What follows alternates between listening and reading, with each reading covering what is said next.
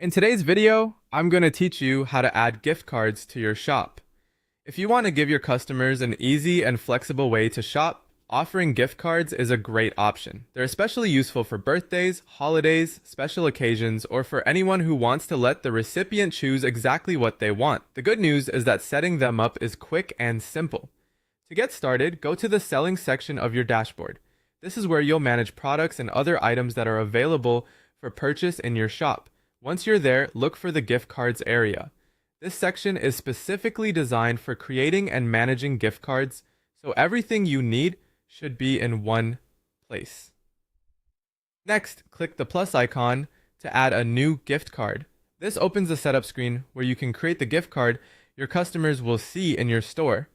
At this stage, you're basically defining the options and appearance of the gift card before making it available for purchase.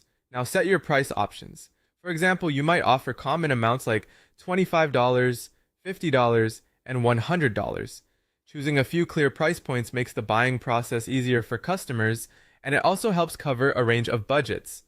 Try to select values that make sense for the kinds of products or services you offer in your shop.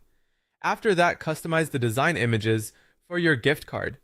This is where you can make the gift card feel more on-brand and visually appealing. Use images that match the look and style of your shop and keep the design clean and professional. A polished design can make the gift card feel more thoughtful and gift-ready, which may encourage more customers to purchase it.